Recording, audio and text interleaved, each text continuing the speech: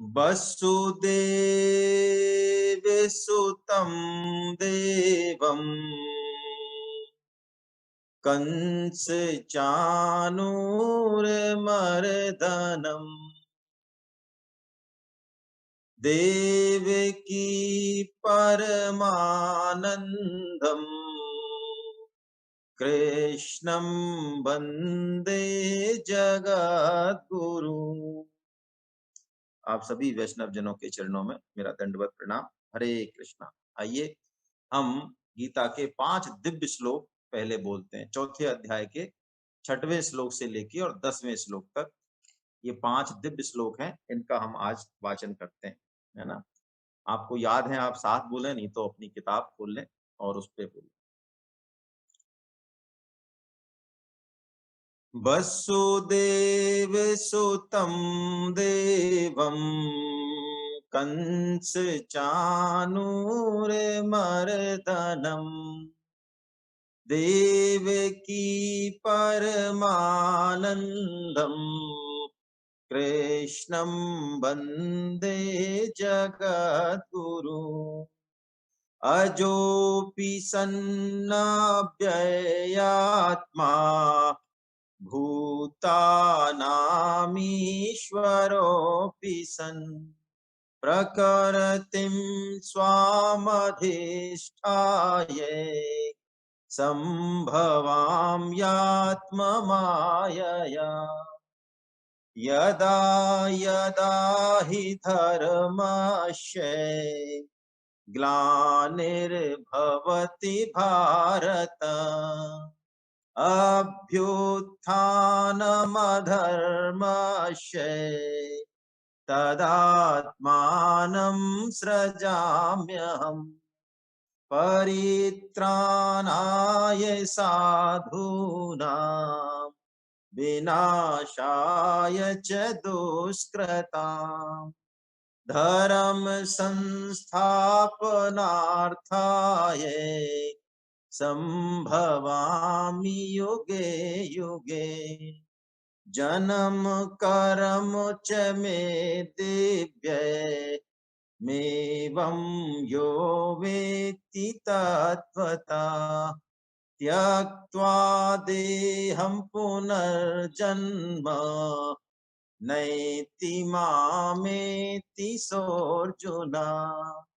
वीतराग भये क्रोधा मन्मया मामुपाश्रिता बहवो ज्ञान तपसा पूता मद्भावमागता। वसुदेव सुतं देवं कंस चाणूरमर्दनम् देवकी परमानन्दम्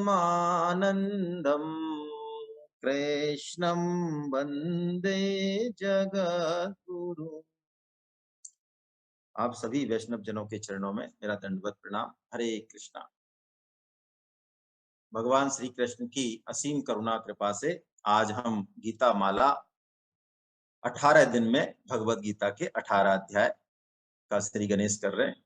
भगवान श्री कृष्ण की कृपा हम सब पे बनी रहे और हम गीता के भावों में प्रवेश करें और ये गीता हमारे जीवन में सकारात्मक परिवर्तन लाए। हमारे जीवन का जो उद्देश्य है उस उद्देश्य की प्राप्ति में ये सहायक हो। समस्त दुख तनाव और चिंताओं से हमें मुक्त कर एक प्रफुल्लित आनंद में उत्साहित जीवन हमें प्रदान करे, ऐसा भगवान से हमारी प्रार्थना है। पहले अध्याय का नाम अर्जुन विषाद योग। बड़े मजे की बात है कि गीता का पहला अध्याय ही जो है उसमें विषाद का नाम है, अर्जुन विषाद योग। वस्तुतः श्रीमद् भगवद गीता विषाद से प्रसाद की यात्रा है। जीवन में सुख दुख, अनुकूल प्रतिकूल परिस्थिति ये जोड़ा है, ये द्वंद्व है। हम चाहें चाहे ना चाहें ये सबके जीवन में आएगी ही। और तो और क्या कहें, हम परम ब्रह्म परमात्मा भगवान श्री राम, भगवान श्री कृष्ण का जीवन देखें तो हमें लगेगा कि शायद हमारे दुख, हमारे दर्द, हमारी प्रतिकूल परिस्थिति उनके आगे कुछ नहीं है। तो जब वो जी के दिखा सकते हैं ऐसी परिस्थितियों में, धर्म अधर्म का निर्णय कर सकते हैं, कर्तव्य अकर्तव्य की बात हमें बता सकते हैं, और उनका ये वाणी प्रसाद हमारे साथ है, विवेक है, कर्म स्वातंत्र है हमारे पास, तो फिर क्या डरना, है ना?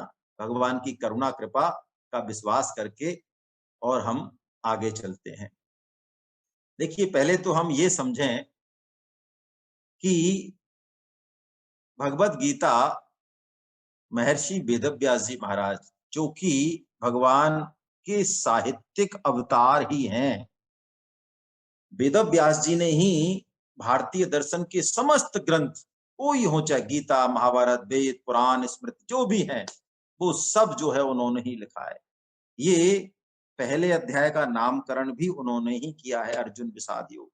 कैसे कैसे अध्यायों में तोड़ना है ये भी उन्होंने ही किया है ना? तो पहले तो हम समझ लें कि वेदव्यास जी भगवान के अवतार होते हुए भी उन्होंने कहीं भी वेदव्यास उवाच नहीं लिखा। कैसी विलक्षण दृष्टि है, कैसी कल्याणमय दृष्टि है। अर्थात वो जो भगवान श्री कृष्ण कह रहे हैं और जो अर्जुन कह रहे हैं, वही की वही कह रहे हैं। त्रिकालदर्शी हैं, चाहे परम निष्काम हैं, भगवत भक्त हैं, सब कुछ जानते हैं, सर्वज्ञ हैं वो। दिव्य दृष्टि खुद को तो छोड़ो, दूसरों को दे सकते हैं, इतनी पावर रखते हैं, फिर भी उनमें अहम का, मान बढ़ाई का एक लेश मात्र नहीं। भगवत भक्ति ही ऐसा कर सकता है। अर्जुन उवाच और भगवान उवाच। दूसरी बात, भगवान उवाच लिखा, श्री कृष्ण उवाच नहीं लिखा। अर्थात भगवान श्री कृष्ण जो कह रहे हैं वही परम सत्ता है, परम पूर्ण पुरुषोत्तम है, और व्यास जी महाराज तो मानो उसको, उस अमृत को एज इट इज, जैसे कि तैसे उतार रहे हैं, है ना? एक शेर है उनके इस भाव पर कि वेदव्यास जी महाराज ने कैसा काम ये किया है हम सब जीवों के लिए, कि उन्हीं के मतलब की कह रहा हूं, जवान मेरी है बात उनकी। उन्हीं के मतलब की कह रहा हूं, जवान मेरी है बात उनकी, और उन्हीं की महफिल संवारता हूं, चिराग मेरा है रात उनकी। फकत मेरी जुबां चल रही है, उन्हीं का मतलब निकल रहा है। फकत मेरी जुबां चल रही है, उन्हीं का मतलब निकल रहा है, उन्हीं का मजमू, उन्हीं का कागज, और कलम उन्हीं की दवात उनकी।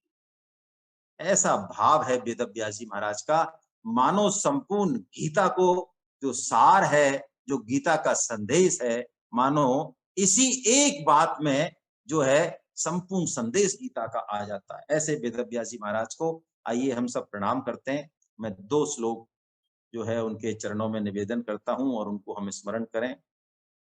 व्यासाय विष्णु रूपाय, व्यास रूपाय विष्णवे, नमो वे ब्रह्म निधये, वासिष्ठाय नमो नमः। अचतुर्बदनो ब्रह्मा, दुबाहुर्परो हरि, अभालोचन शंभुर भगवान बादरायना। वो ब्रह्मा, विष्णु और महेश के रूपक वेदव्यास जी को हमारा प्रणाम है ना? तो इस अध्याय को हमने 6 भाग में विभाजित किया है, जिससे कि नए साधक इसको बड़े आराम से समझ सकें। मैं आपके सामने एक बार 6 जो वर्गीकरण है उसको बोल देता हूं। पहले वर्गीकरण में अर्जुन विषाद योग पे हम चर्चा करेंगे, इसके नाम पे, विषाद से प्रसाद की यात्रा कैसे होती है। दूसरा जो भाग है, दुख का मूल कारण, वो धृतराष्ट्र की जो संकुचित दृष्टि है, जो माम का है वो। तीसरा, दोनों पक्षों की सेनाओं का और संघों का वर्णन लेंगे 19वें 23वें श्लोक तक। फिर गंगोत्री, जहां से भगवत गीता का प्राकट्य हुआ है, श्री कृष्ण की करुणा धारा जहां बहती है, उसका वर्णन चौथे पार्ट में। और 5वें में मन की ताकत कैसी है, सीवियर डिप्रेशन, मनोरोगों के क्या लक्षण हैं, उस पे हम चर्चा करेंगे। और अंतिम भाग में जो मोहग्रस्त अर्जुन है, उसका कैसा अनर्गल प्रलाप होता है, कुतर्क होता है, जो टोटल एस्केपिंग जो एटीट्यूड है उसका, उस पे हम चर्चा करेंगे, है ना। हर व्यक्ति के जीवन में भगवत गीता का ये हिस्सा घटता है, स्पेशली युवा पीढ़ी, बच्चे चाहे बड़े कोई भी हो, बिजनेस में, एग्जाम में, सब में, जीवन की और परिस्थितियों में ऐसी दुर्घटनाएं, ऐसी मानसिक अवसाद की स्थिति प्राय हमारी होती है। देखिए, विषाद जो है, परम श्रद्धेय स्वामी रामसुखदास जी महाराज की वाणी का हम सहारा लेंगे। जीवन में जितना फायदा प्रतिकूल परिस्थितियों से होता है, उतना फायदा अनुकूल से नहीं होता। प्रतिकूल परिस्थिति मानो हमें निखारती है, हमारी जितनी पोटेंसी है, सामर्थ्य है अंदर, उन सबका ऑप्टिमम यूज करती है। इस मायने में कुछ हद तक तनाव, कुछ हद तक जीवन में जो विषाद है, वो कुछ हद तक हमें अपनी संपूर्ण क्षमता के शिखर पे ले जाता है। और विषाद में ही हमारी चेतना उस परम प्रभु से एकाग्र होती है। हम कुछ सुनने के लिए तैयार होते हैं, हम उस मोड़ में आते हैं कि यदि कुछ कहा जाए, जीवन का कोई सत्य बताया जाए, तो हम उसको सुनने के लिए तैयार हैं। नहीं तो प्राय सुख में हम, हमारा अहंकार और हमारी सुखासक्ति ऐसी ऊंची होती है कि हम लाख रुपए की बात को भी शायद एक कौड़ी के बराबर ना समझें। और जीवन में दुख आता भी इसीलिए, उसका पर्पज भी यही है। देखिए, बड़े-बड़े महापुरुष, बड़े-बड़े देशभक्त, बड़े-बड़े वैज्ञानिक, जितने भी महापुरुष हुए हैं, उन सबके जीवन में दुख आया है। और उन्होंने कहा है कि इस दुख में, इस प्रतिकूल परिस्थिति में हमें जीवन के वो सूत्र मिले, उनको जिया हमने, पढ़ा नहीं, जिया, जो कि शायद बेस्ट से बेस्ट आईआईएम नहीं दे सके। इसमें आईआईएम की कमी नहीं है, कमी हमारी है। उस दुख में, उस विषाद में हमें उस मन स्थिति में हम पहुंचते हैं, जहां से कि उस परम प्रभु से, उस संपूर्ण चेतना से मानो हमारा जो है परिचय होता है। माता कुंती दुख मांगती हैं भगवान श्री कृष्ण से, और पहली बार जो गीता सुन रहे हैं उनको बड़ा बुरा लगेगा, अच्छा नहीं लगेगा कि अरे कोई दुख मांग सकता है क्या। वो यही कहती हैं, विपदः सन्तु न सस्वत, तत्र तत्र जगत गुरु, भवतो दर्शनम यत्साद पुनर्भव दर्शन। उनका जो मूल कारण है दुख मांगने का, वो यही है कि प्रभु, मैं ये जान गई हूं कि दुख में आपका स्मरण, आपके प्रति लोभ, आपका प्रेम हमें बहुत ज्यादा मिलता है। आप हमारे साथ ही रहते हैं मानो, है ना। सुख में हम जो है बहुत ज्यादा चांसेस हैं कि उस परम शक्ति को, जो कि हमारा ओरिजिन है, जो सब कुछ हमें दे रहा है, चाहे हम माने, जाने, कोई फर्क नहीं पड़ता उससे, है ना।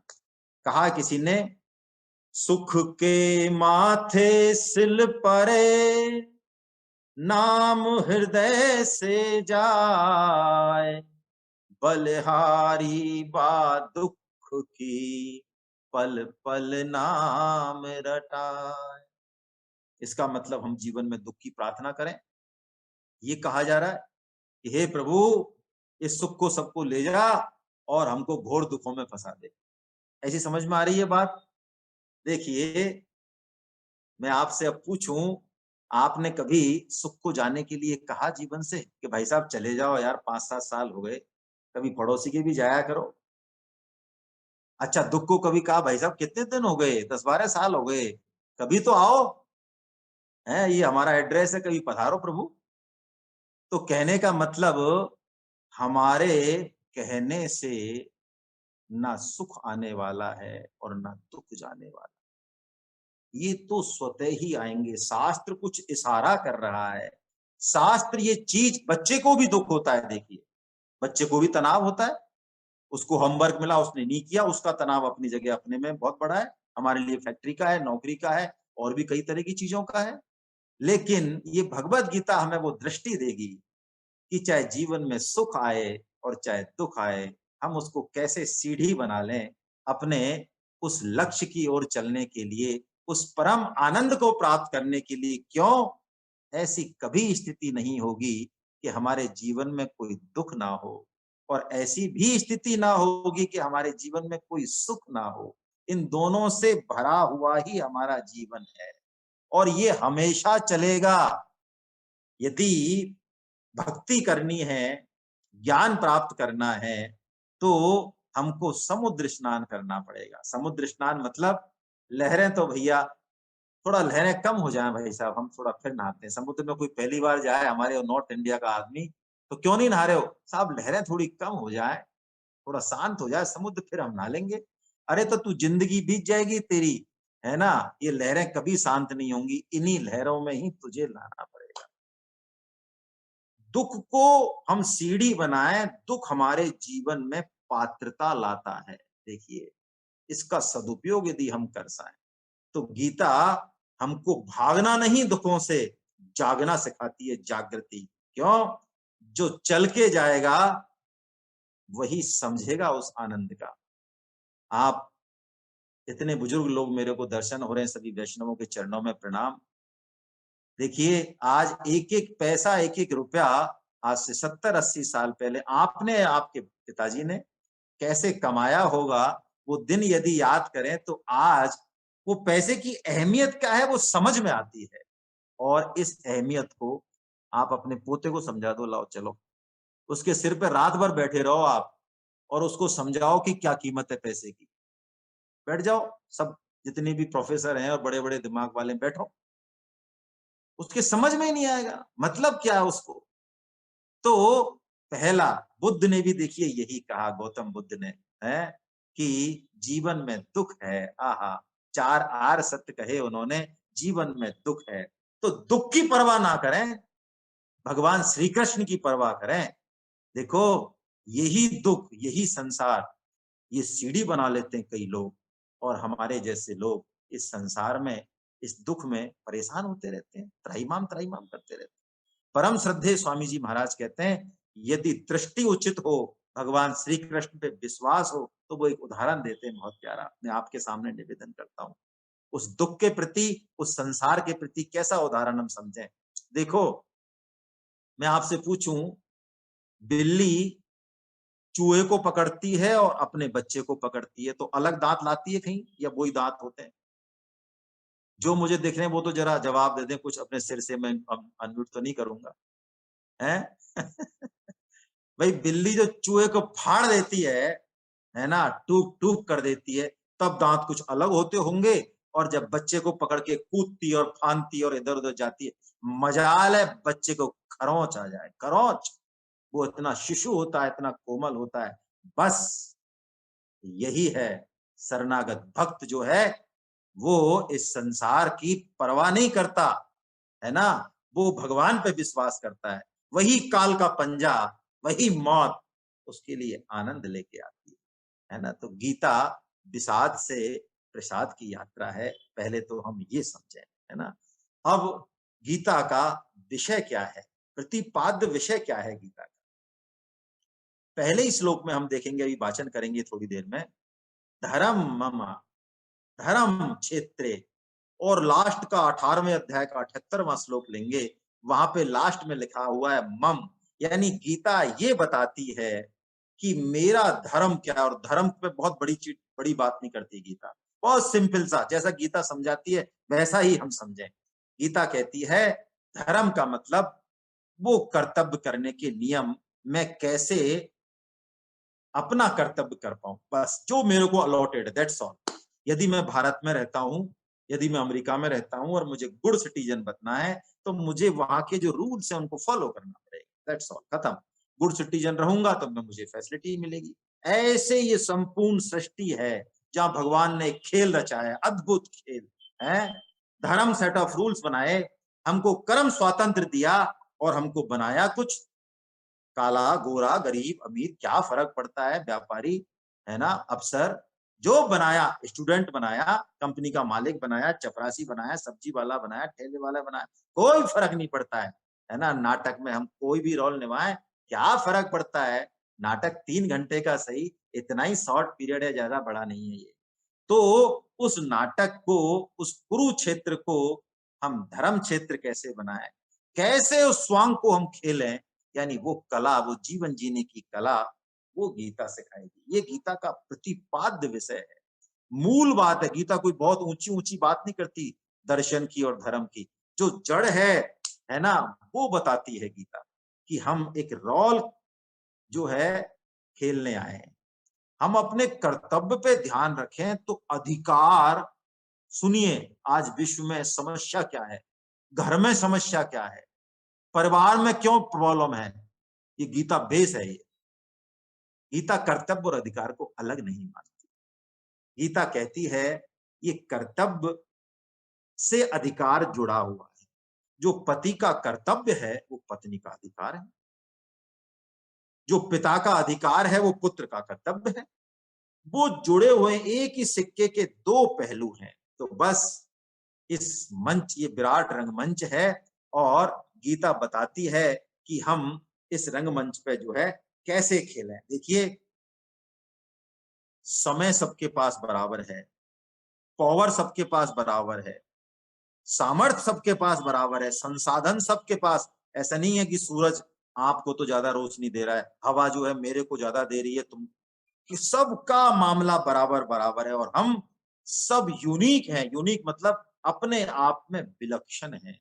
देखिए, हर मनुष्य में, हर बच्चे में एक विशेष क्वालिटी है, वो उसको डेवलप यदि करे, और भगवान वही चाहते हैं। भगवान हर मनुष्य से, हर बच्चे से, हर स्त्री, हर पुरुष से एक विभिन्न, एक अलग तरह का प्रेम चाहते हैं। इसीलिए शायद हमारी सृष्टि की है उन्होंने। तो आइए खेलते हैं। ये खेल बड़ा, देखिए, दुधारी तलवार है ये मनुष्य जन्म। यदि यहाँ उलझ गए छोटे मोटे सुखों में, भगवान की बात नहीं मान के, तो ये मनुष्य योनि हमें घोर से घोर नरकों में गिरा देगी, अधम योनियों में गिरा देगी। बिवेयर, जैसे लिखा रहता है ना, बिवेयर ऑफ डॉग्स, कुत्ते से ज्यादा डरने की जरूरत नहीं है, इस मनुष्य जन्म से डरें। ये बहुत विलक्षण है। करें जो करना है, पेंटिंग करें, बिजनेस करें, नौकरी करें, पैसा कमाएं, जो करना है, आकाश अनंत छुएं उसको, लेकिन ध्यान रखें भगवत गीता कुछ इशारा कर रही है, कुछ जीवन का लक्ष्य बता रही है। और भगवत गीता के ये सूत्र हम कहीं भी लगा लें, किसी भी समस्या में लगा लें, नौकरी में लगा दें, ऑफिस में लगा दें, व्यवहार में लगा दें, घर में लगा दें, ये ताला खोल देंगे, है ना। ये मास्टर चाबी है। इसको हम इसी एंगल से जो है भगवत गीता की, आइए अब शरण होते हैं। पहला हम श्लोक लेते हैं। पहले श्लोक को आप वाचन कीजिए। धृतराष्ट्रवाच धर्म क्षेत्रे कुरुक्षेत्रे समवेतायुयुत्सव मामका पांडवाश्चैव किम कुर्वत संजय। धृतराष्ट्र बोले, हे संजय, धर्म क्षेत्रे कुरुक्षेत्रे समवेता युयुत्सवा, इकट्ठे हुए हैं युद्ध की इच्छा वाले, तो मामका, मेरे पुत्र और पांडव पुत्र। ये धृतराष्ट्र हम सबको रेखांकित कर रहा है, मानो हमारे सबके अंदर ये धृतराष्ट्र बैठा हुआ है। इन नेत्रों से कुछ नहीं होता। ज्ञान रूपी नेत्र हमारे पास है या नहीं, ये मैं मेरा जो है ना, जितना हम, जितने बड़े धृतराष्ट्र होंगे उतना ही ये छोटा होता है। किसी किसी की तो इतना छोटा होता है कि पति पत्नी और बच्चे, बस खत्म, ये आ जाओ। बाकी कोई कहे कि साहब हम आ जाएं क्या, हम भतीजे हैं, हम फलाना है, हम माता है, पिता है, हम सास, हटो, जगह नहीं है, जगह नहीं है, जगह नहीं है। और किसी किसी का जो है ये और बड़ा होता जाता है। तो ये जो सर्किल है, गीता इस संकुचित दृष्टिकोण को, क्योंकि ये दुख का मूल कारण है, इसको बड़ा करेगी। है उदार चरिता नाम तू वसुदेव कुटुंबकम, अयम निज परो वित्ति गणना तू लघु चेतसा। ये लघु चेतसाम जो है वो यही करते हैं, मैं मेरा। ये समस्त दुखों का कारण है। क्यों? इंद्रिय तृप्ति के कारण। हम कैसे सुखी हो जाएं, हमको कैसे सब संसार का सुख मिले? क्यों? अभी हमने देने का सुख जाना नहीं है। ये पक्की बात है, पक्की बात है। यदि हम कीचड़ में लिपटे हुए हैं ना, मोह और आसक्ति के में दलदल में, तो ये पक्की बात है कि अभी हमको देने का सुख पता नहीं चला। मैं एक छोटा सा उदाहरण दिया करता हूं। एक माँ, बच्चा स्कूल से आएगा 12 बजे 2 बजे, एक से एक बढ़िया चीज बना रही है उसके लिए, उसको ये पसंद है, ये पसंद है, खाया कुछ नहीं है, और बच्चा आ रहा है बस्ता बस्ता फेंक फाक के, और वो बैठा है तो माँ जो है उसको खिला रही है, अभी खाया कुछ नहीं है, और बच्चा उसको खाके और प्रसन्न होता है, उसको आनंद आता है। अब मैं आपसे प्रश्न पूछता हूँ, उस बच्चे को खाता हुआ देख के, प्रसन्न होता हुआ देख के, जो माँ का आनंद है वो ज्यादा है या उस बच्चे का आनंद ज्यादा है? जो दिख रहे हैं कृपया वो मुझे मुंडी हिलाए, थोड़ी सी गर्दन हिलाए, वैष्णवों से निवेदन है। तो जिसने माँ का आनंद नहीं देखा अभी तक, वही फंसेगा इस चक्कर में। जिसको एक बार देने का आनंद आ गया, लोग उसको बेवकूफ कहते रहे, लेकिन उसकी समझ में आ गई ये बात कि ये जो आनंद था एक कचरा, इससे अब मैं ऊपर उठ रहा हूं, और ये आनंद कुछ और तरह का है भाई, और यही ऊंचाई तो हमें वहां ले जाएगी, और नीचे बैठेंगे, यही माया है। मैं और मोर तोरते माया, जेही बस कीने जीव निकाया, सो माया बस पर्यो गुसाई, और बंध्यो कीर मरकट की नाई। ओ, हम ही दुखी होने के असली कारण हैं। यदि हम दुख पा रहे हैं, दूसरे को दोष देना बिल्कुल बंद कीजिए। सिर्फ और सिर्फ हम ही कारण हैं। मरकट की नाई, बंदर को जो पकड़ने वाला शिकारी होता है, वो छोटे से मुंह वाली एक मटकी लेता है और उसको जमीन में गाड़ देता है, उसमें चने डाल देता है। और बंदर, एक तो मेरा निवेदन है, सारे उदाहरणों को जो गीता में दिए जाए 18 दिन में, उनको बंदर कुत्ते उनको ऊपर मत घटाएं, वो घट जाएंगे आराम से। हमारे समझ में आएगा, हाँ ये बंदर कितना पागल है। वो हम ही हैं। कोई उदाहरण किसी दूसरे के लिए नहीं दिया जा रहा है। जितने भी उदाहरण है खुद के ऊपर घटाएं, खुद को देखें तो कुछ समझ में आएगी बात। दूसरों को तो जिंदगी भर हम देखते ही आए। वो बंदर क्या करता है, उस चने को पकड़ता है, और पकड़ता भी कैसा है, जैसा हम पकड़ते हैं। ज्यादा से ज्यादा चने भरता है, और जब भरता है तो मुट्ठी हो जाती है ऐसी, और वो उसको निकालना चाहता है, और शिकारी आता है, लेकिन लालच इतना तगड़ा है कि निकाल नहीं पाता। अब कोई कहे बंदर को किसने पकड़ा? शिकारी ने? शिकारी तो बात की बात है। बंदर को पकड़ा है उसके खुद के लालच ने। ये मनुष्य जन्म किसी बहुत बड़ी उद्देश्य के लिए मिला है, और यदि हम यही फंसे हुए हैं दलदल में, इसका कारण सिर्फ और सिर्फ हम हैं। देखिए, मैं बहुत संक्षेप में लूंगा। यदि हम सिर्फ 4 कामों में ही अपनी जिंदगी निकाल देते हैं पूरी, चाहे कितने ही इंटेलिजेंट पूर्वक निकालें, कोई फर्क नहीं पड़ता है, तो हम पशु ही हैं। बल्कि गए बीते हैं। पशु कहना तो बहुत अच्छी बात है, आप बुरा मत मानिएगा कि मैं शास्त्र की भाषा इस्तेमाल कर रहा हूं, है ना? और ऐसा माने कि मैं मेरे लिए ही कह रहा हूं। यदि हम आहार, निद्रा, भय और मैथुन बढ़िया से बढ़िया हम खा लें, कोई फर्क नहीं पड़ता। कटलरी से खा लें, चांदी की से, कोई फर्क नहीं पड़ता, फिर भी हमारे घुटनों में दर्द है, बीपी है, हार्ट अटैक है, फलाना है, ढिकाना है। किसी गाय भैंस कुत्ते को बीपी और टखने की बीमारी से आपने रोते हुए नहीं देखा, मर गया है। इतना ही खा लो बढ़िया से बढ़िया। निद्रा, 1 लाख के गद्दे पे सो लो, और चाहे नींद ना देखे टूटी खाट, है ना? भय, बड़े से बड़े इंतजाम कर लो, सिक्योरिटी अरेंजमेंट कर लो, घर बना लो, गार्ड रख लो। जानवर भी अपना सिक्योरिटी अरेंजमेंट करते ही है। और मैथुन, इसके बारे में तो हम बोले ही ना। यदि हम 4 काम ही कर रहे हैं, हम पशु से भी गए बीते हैं। पूरी जिंदगी यदि इन्हीं में हमारे बिताई है तो क्यों? हमको मनुष्य जन्म जो मिला है वो 4 महान दुखों से हमेशा हमेशा के लिए मुक्त होने के लिए मिला है। हाँ, हम मुक्त हो सकते हैं, भगवान पे हम विश्वास है। कौन कौन से 4 दुख? जन्म, कहते हैं इतना दर्द होता है जन्म में, जैसे कि अब हमारी स्किन को कोई प्लास से पकड़ के अलग कर दे, भूल गए हम। मृत्यु, मृत्यु में भी जैसे हजार बिच्छू डंक मारे ऐसा। जरा यानी बुढ़ापा, भाई क्या कहें, है ना? जो भोग रहे हैं उनसे पूछो, हम तो सिर्फ बोल रहे हैं, है ना? बुद्धिमान आदमी क्या जानेगा, जो भोगेगा वो जानेगा क्या होता है बुढ़ापा और व्याधि, रोग। इन 4 से हम हमेशा हमेशा के लिए मुक्त हो सकते हैं यदि हम भगवत गीता की बात माने तो। पहले तो हम इंक्वायर करें, जिज्ञासा करें कि हम आखिर इस संसार में आए क्यों हैं? क्या है उद्देश्य? खाने पीने, सोने, कमाने, पालन पोषण करने? अरे कौन सा जानवर अपने बच्चों का पालन पोषण नहीं करता? कौन सा नहीं करता?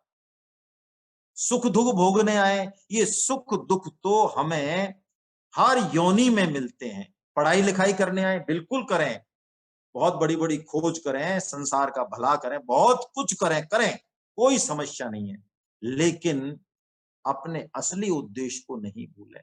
प्राय ये देखा जाता है, जो जितने पढ़े लिखे होते हैं संसार का विनाश उतना ही करते हैं, घोर नरकों में उतने ही जाते हैं। गांव का आदमी, सरल आदमी, बिना पढ़ा लिखा आदमी बहुत ज्यादा बड़ा घृणित क्राइम नहीं कर पाएगा। शास्त्र कहते हैं साक्षरा राक्षसा, उल्टा कर दो साक्षरा को। जो जितने साक्षर है राक्षस है वो उतने ही बड़े। ये यदि भगवान को हमने केंद्र में नहीं रखा तो तो मनुष्य जीवन का उद्देश्य हम समझें। ये जिज्ञासा धृतराष्ट्र ने चालू कर दी है, जिज्ञासा कि क्या हुआ, हम अपने जीवन के बारे में जिज्ञासा करें कि, है ना, ये जीवन मिला क्यों है और इसके लक्ष्य को हम क्या, बहुत सोचें इस पर, रात और दिन सोचें इस पर, है ना, ये बहुत जरूरी है। आइए अब देखिए, धृतराष्ट्र पूछते हैं संजय से, संजय को दिव्य दृष्टि मिली हुई है। संजय वर्णन करते हैं कि दुर्योधन युद्ध में क्या कर रहा है। देखो धृतराष्ट्र हमने देखा जिसमें मैं मेरा है। पहली बात, कभी भी ठीक समय पर निर्णय नहीं लेगा। हम भी कई बार मोहित होकर, आसक्ति होके सही निर्णय नहीं लेते हैं, या लेते हैं तो गलत लेते हैं, अपनों की तरफ ज्यादा झुकते हैं। लेकिन ये पक्की बात है कि प्रकृति उत्तर देगी, बिल्कुल ठीक ठीक। जो फेंका जा रहा है प्रकृति पे हमारे द्वारा लौट के आएगा, है ना। दुर्योधन जब बोलता है, अपनी सेना का वर्णन करता है, तो कहता है मदर्थे त्यक्त जीविता, ऐसा श्लोक है। यानी अहंकारी व्यक्ति जो है, चाहे वो घर में रहे, कहीं भी रहे, वो पूरे संसार का, परिवार का, सबका उपयोग अपने लिए करेगा। क्या कहेगा? मेरे लिए तुम सब काम आ जाओ, मेरे को सुख मिले। ये आसुरी संपत्ति है। दुर्योधन मैं मेरे के कारण, ये मैं मेरे का ही फल है दुर्योधन। मैं मेरा धृतराष्ट्र है, ये जड़ है, इसका फल है दुर्योधन। मदर थे मेरे लिए, भाई बताओ क्या कर सकते हो? भगवान के लिए क्या करना है, मैं राष्ट्र के लिए क्या करूंगा? ना ना ना ना, राष्ट्र मेरे लिए क्या करेगा वो बताइए मुझे आप। राष्ट्र ने, अरे पिताजी तुमने मेरे लिए किया ही क्या है? औरों को देखो, औरों ने कितना, आपने क्या किया अपने पिताश्री के लिए वो छोड़ो, है ना। ये दुर्योधन वृत्ति है, इसको आसुरी कहते हैं। लेकिन अर्जुन भी यही है, वो भगवान श्री कृष्ण को सारथी बनाते हैं। पहला काम हम यही करें कि भगवान श्री कृष्ण की शरण में जाएं, दुर्योधन की तरह डींगे नहीं मारें फालतू, है ना, दुर्योधन की तरह मदर थे त्यक्त जीवता। हम इस सृष्टि में अपना कर्तव्य पालन करें, नहीं तो 11 अक्षौनी सेना के बाद भी घबराहट होगी। खूब पैसा है, पद है, सुख है, जिसको आप कहते हैं भौतिक सुख, मान होगा, सम्मान होगा, लेकिन फिर भी कहीं न कहीं कोई बेचैनी रहेगी, आज नहीं तो कल होगी ही होगी। लेकिन जो भगवान की शरण होगा उसकी बात अलग है। देखिए यही बात दुर्योधन कह रहा है। 10वें श्लोक को मैं पढ़ रहा हूं। 10वां श्लोक पहले अध्याय का। ऊपर तो मदर्थे आ ही गया 9वें श्लोक में, 10वां पढ़ रहा हूं। अपर्याप्तम तदस्माकं बलम भीष्माभिरक्षितम पर्याप्तम तुदुमेतेषां बलम भीमाभिरक्षितम। उसको संदेह है, जो भगवान की तरफ नहीं चलेगा उसको सब पे संदेह रहेगा। हालांकि हंसी की बात है, मुझे याद आ रही है अचानक, इसलिए निवेदन कर रहा हूं। ऐसा स्वामी जी कहते हैं, हंसते हैं वो, कि बहुत ज्यादा धनी लोग जो है ना, वो बहुत सारी प्रॉपर्टी को तो किसी को ही नहीं बताते हैं, अपनी पत्नी तक को नहीं बताते हैं, पुत्र तक को भी नहीं बताते हैं ना, उन पे किसी किसी का ही विश्वास नहीं होता उनको। एक बार भाई जी के पास कलकत्ता में प्रवचन चल रहा था। भाई जी मतलब परम श्रद्धेय हनुमान प्रसाद जी पोद्दार महाराज, जो कि आज हम जिनकी वजह से सारे शास्त्रों को पढ़ पा रहे हैं, देख पा रहे हैं। वो कह रहे हैं हनुमान प्रसाद जी पोद्दार जी की, एक बार कोई आया बड़ा सेठ कलकत्ता का, और उनसे उनसे कहा कि मुझे एकांत में मिलना आपसे। यार एक बोलो आप क्या है समस्या, की नहीं एकांत में मिलना है। तो जब एकांत में वो मिले तो वो कह रहे हैं वो मेरे कंधे पे फूट फूट के रोने लगे, बहुत रोए, खूब रोए। मैंने कहा भाई क्या बात हो गई? कि साहब बात कुछ नहीं है, बस आज मेरा जी हल्का हो गया। मेरे पास इतना पैसा है लेकिन मैंने सब देख लिया, पूरा परिवार स्वार्थी है मेरे लिए, कोई मैं एक कंधा नहीं मेरे लिए जहां मैं रो सकूं। आज मुझे इतनी तसल्ली मिली है। तो 11 अक्षौनी सेना है, फिर भी दुर्योधन कह रहा है हमारी सेना अपर्याप्त है। देखो जीवन में 4 लक्ष्य हैं जो कि सबको करने चाहिए, धर्म, अर्थ, काम और मोक्ष। यदि हम इनमें ही अटके रहे, किसमें? 2 में, अर्थ में और काम में, काम भोग करते रहे, पैसा ही कमाते रहे, इसको गीध सभ्यता कहते हैं। गीध मांस भक्षण। थोड़ा और आगे बढ़े लेकिन अर्थ और काम पे रहे, खोजें की, बुद्धि लगाई, नौकरी की, स्वान सभ्यता कहते हैं। यानी इन सभ्यताओं का पर्पज हमारा भारतीय दर्शन नहीं है। वो कहता है हम अर्थ और काम जरूर कमाएं, भोगें, त्याग पूर्वक भोगें। कैसे भोगें त्याग पूर्वक? धर्म का तो आधार लें और जीवन का लक्ष्य रखें मोक्ष। तब ये अर्थ और काम जो है ना, ये भी हमारे लिए सीढ़ी हो जाएंगे, सीढ़ी हो जाएंगे। लेकिन यदि हम धर्म की और मोक्ष की परवाह नहीं करेंगे, धर्म का नियंत्रण नहीं होगा, भगवान श्री कृष्ण की शरणागति नहीं होगी, बहुत बुरी पोजीशन फिर हमारी होने वाली। अर्जुन यही काम करते हैं कि वो सबसे पहले, इस युद्ध से पहले भी देखिए, भगवान श्री कृष्ण में महत्व बुद्धि दिखाते हैं। यदि हम भगवत गीता में महत्व बुद्धि दिखाएं, क्योंकि भगवत गीता और भगवान श्री कृष्ण में कोई अंतर नहीं, रंच मात्र भी अंतर नहीं है ना, ये स्वरूप है उनका। तो ये पक्की बात है, यदि हम हृदय से उनके प्रति महत्व बुद्धि रखें, शरणागत हो जाएं, तो हम जिंदगी में छोटी बड़ी गलती भी करें, इधर उधर लुढ़कें भी, स्वभाव है, तो भी भगवान श्री कृष्ण हाथ पकड़ के उठा लेंगे, जैसा कि अर्जुन को उठाते हैं, है ना। लेकिन उनके प्रति हमारा ऐसा भाव हो, हम उनको सारथी बनाएं। अब देखिए संजय पहले सेनाओं का वर्णन करते हैं और अब शंखों का वर्णन करते हैं। पहले भीष्म जी शंख बजाते हैं कौरव पक्ष में, युद्ध उनकी तरफ से है, भगवान की तरफ से नहीं। भगवान ने तो युद्ध रोकने की हर कोशिश की है, और इधर से भगवान श्री कृष्ण शंख बजाते हैं। आहा हा, कौन है वो? सेनापति हैं, राजा हैं, युद्ध लड़ रहे हैं, कुछ भी नहीं है। और आज की आधुनिक भाषा में कहे तो ड्राइवर हैं। हम में से और आप में से कोई ड्राइवर बनना चाहता है क्या? या खुश होता हो अरे अब तो ड्राइवर की नौकरी लग गई है आज तो। भगवान ड्राइवर हैं, सारथी हैं, फिर भी पहला संग भगवान बजाएंगे। पांचजन्यम ऋषिकेशो देवदत्तम धनंजया पौंड्रम दद्मो महाशंखम भीम कर्मा ब्रकोदरा। बहुत प्यारा संकेत है यहाँ, बहुत प्यारा संकेत है, ग्रहण करें हम। भगवान श्री कृष्ण जहां भी रहें, जैसे भी रहें, वो अच्युत ही रहते हैं, अच्युत यानी अपनी स्थिति में रहते हैं। लेकिन हम परिस्थिति के हिसाब से च्युत हो जाते हैं।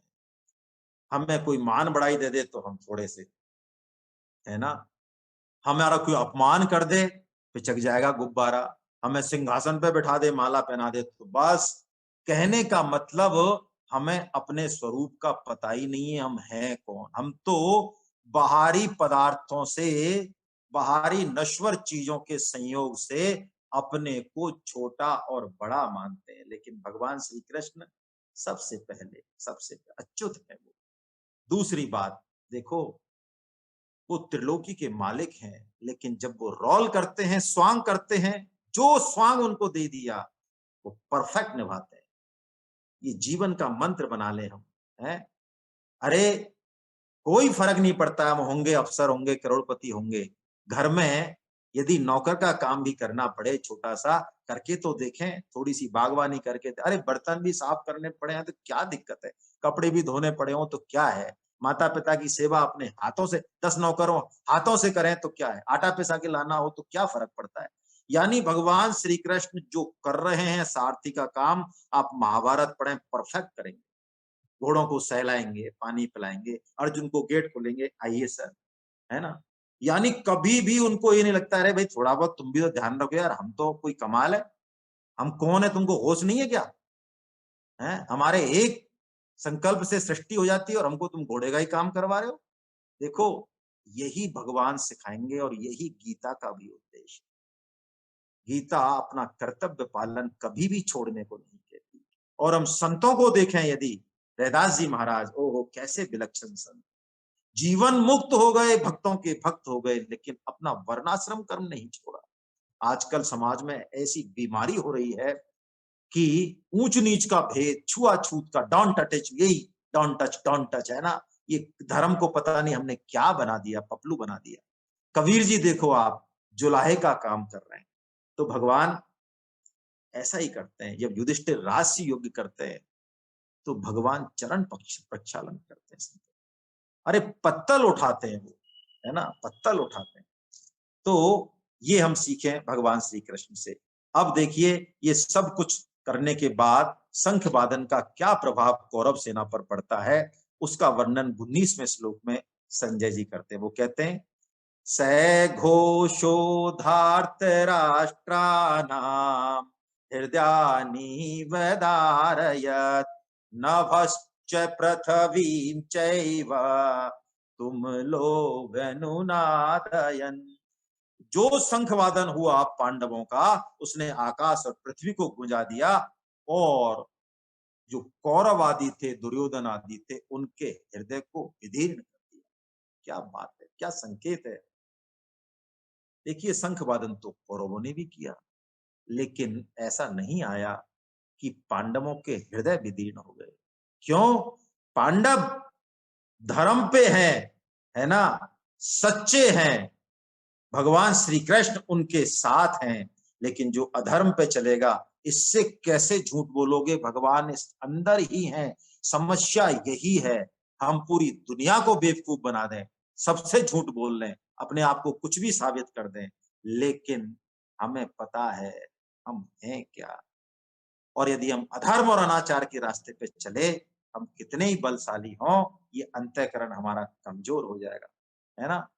रावण के लिए तुलसीदास जी महाराज कहते हैं, इमि कुपंथ पग देत खगेसा, रहन तेज तन बुद्धि बल लेसा। वो रावण जो त्रिलोकी कपटी थी, देवता थर थर थर थर थर थर करते थे उसकी सभा में, वो रावण एक नारी को हरने जा रहा है। कौन सी बड़ी बात है। लेकिन अनाचार है मन में, अधर्म है, तो कहते हैं तुलसीदास जी, इमि कुपंथ पग देत कगेसा। संकल्प भी यदि कर लेना हम बुरा काम करने का, निषिद्ध काम करने का, हमारे मन बुद्धि चित्त जो है ये सब। दूसरी बात, 11 अक्षौनी सेना हो चाहे कितने बड़े महावीर हो, ये श्लोक स्पष्ट रूप से कह रहा है, संसार का बल कच्चा और भगवान का बल, है ना। ये भगवान का बल, ये सेल्फ कॉन्फिडेंस ही है, जिसकी बड़ी चर्चा होती है आत्मविश्वास की। आत्मविश्वास बिना आत्मा और परमात्मा में विश्वास के नहीं आ सकता। सेल्फ कॉन्फिडेंस अवश्य होना चाहिए, ओवर कॉन्फिडेंस बिल्कुल नहीं, जैसा यहाँ पे दुर्योधन को हो रहा है ना। अब इसके बाद भगवान श्री कृष्ण अर्जुन के कहने पे, क्योंकि अर्जुन की भुजाएं फड़क रही हैं, वो कह रहे हैं प्रभु बस अब ले चलो मेरे रथ को, जरा दिखाओ कौन कौन से लोग हैं जो मुझसे लड़ने आए, अर्जुन से लड़ने आए। अर्जुन जिसके गांडीव की टंकार की झंकार अभी सुनाई देगी तो आधी सेना तो खाली हो जाएगी है। मुझे जरा निरीक्षण कराइए आप। देखो ऐसे ऑर्डर देते हैं भगवान। यानी भगवान जैसा सेवक कोई दुनिया में हो नहीं सकता। माता पिता यदि बच्चे को ऑर्डर देने में सकुचाएं, इसका मतलब कोई कमी है उसमें, इसलिए सकुचा रहे कि पता नहीं यार ये आज 3 बार कह दिया, चौथी बार इसे कहें कि नहीं, क्या पट्टा मानेगा कि नहीं मानेगा। सेवक वो जो मालिक जिसको सेवा देते हुए सकुचाए नहीं। अर्जुन भगवान को क्या सेवा दे रहे हैं। हाँ, चलिए ले चलिए रथ को वहां पे। भगवान कहते हैं जी साहब बिल्कुल लेके चलते हैं। अब लेके तो चलते हैं भगवान, लेकिन देखिए अब भगवान तो फिर भगवान ही है ना। वो ऐसी जगह रथ को खड़ा करेंगे जो अर्जुन जो अभी शेर की तरह गरज रहा है ना, और उसके अंदर वो ममता रूपी फोड़ा, वो फंसी घुसी हुई है जैसे हमारे घुसी रहती है। हम बोलते कुछ हैं, बड़बड़ाते कुछ हैं, अहंकार में कुछ है और अंदर हमारे कुछ और चल रहा होता है।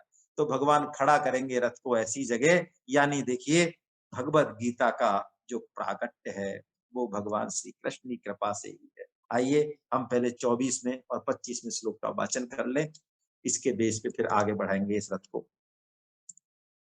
ऐ मुक्तो ऋषिकेशो गुडाकेशेन भारता सेनयोरुभयोर्मध्ये स्थापयित्वा रथोत्तमम् भीष्म द्रोण प्रमुखतः सर्वेषां च महेक्षिताम् उवाच पार्थ पश्येतान् समवेतान् कुरुनिति। भगवान ने कहा खड़ा किया रथ, जहां से भीष्म और द्रोण तो बिल्कुल सामने आ गए और पूरी सेना जो है वो अर्जुन को दिख रही है। देखिए भगवान की कृपा के बिना भगवत गीता के भाव समझ नहीं आएंगे। ये मैं आप सबको बारंबार निवेदन करूंगा। क्यों, क्या तो भावार्थ है, क्या शब्दार्थ है, क्या लक्ष्यार्थ है। अरे वो परम पिता परमात्मा जिसकी सृष्टि की कॉपी नहीं कर सकते हम, कॉपी एक मिट्टी का कण कोई बना के दिखाए, वो क्या करना चाहते हैं, कैसे करना चाहते हैं, कब करना चाहते हैं, वो वही जाने। वो कृपा करें तो समझ में आएगा। वो करुणा वत्सल भगवान और उनकी प्रकृति हर समय हमारा जो है भरण पोषण कर ही रही है। बिना मांगे सूर्य प्रकाश दे रहे हैं, हवा चली रही है, अरे सब फल फूट हमारी जठराग्नि को कर रहे हैं। और ये गीता का प्राकट्य भी मानो भगवान कृपा पूर्वक ही कर रहे हैं, है ना। बोले वो उवाच पार्थ, हे पार्थ पश्येतान, देख पश्येतान गुरु नीति, इनको देख गुरुओं को। बस इतना कहा, मानो इन 5 शब्दों ने वो गंगा धारा इस गंगोत्री से मानो प्रकट कर दी है। भगवान ने ऐसा यानी क्या कहा कि बस अब अर्जुन की हालत देखने लायक हो जाएगी। लेकिन कोई चिंता की बात नहीं, अर्जुन भगवान के शरणागत हैं। स्वामी जी महाराज कहते हैं कि यदि हम शरणागत हो जाएं, हम कैसी भी बुरी से बुरी बीमारी से ग्रसित हो जाएं, कोई परवाह नहीं। क्यों, बच्चा यदि शरणागत होता है ना, माँ के होता ही है शिशु, तो वो कैप्सूल ले नहीं, बोतल चढ़े नहीं उसको, तो डॉक्टर जो कहता है माँ को कहता है आप दवाई ले लो, तो माँ दवाई लेती है और उसके दूध से जो है बच्चा ठीक हो जाता है। अब यहाँ पे थ्योरी ऑफ कर्म फेल हो जाता है कि बच्चे ने तो कर्म किया नहीं, फिर फल कैसे मिल गया। हाँ मिल गया, ये कृपा का फल ऐसे ही है बस।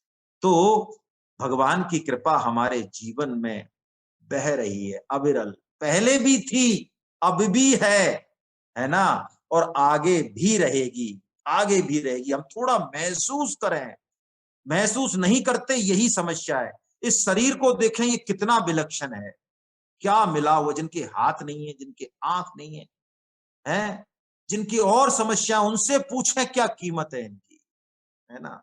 हमें नहीं पता, मनुष्य शरीर का ही नहीं पता हमको इसकी क्या कीमत है। क्यों? बस मिल गया है। तीन चीजें भगवान की विशेष विशेष कृपा है। शंकराचार्य जी महाराज कहते हैं, दुर्लभम त्रयमैवेतत् देवानुग्रह हेतुकम। अहेतु की कृपा है उस प्रभु की, अहेतु की क्या? मनुष्यत्वम, मुमुक्षुत्वम, महापुरुष संश्रया। क्या दुर्लभ बात कहते हैं।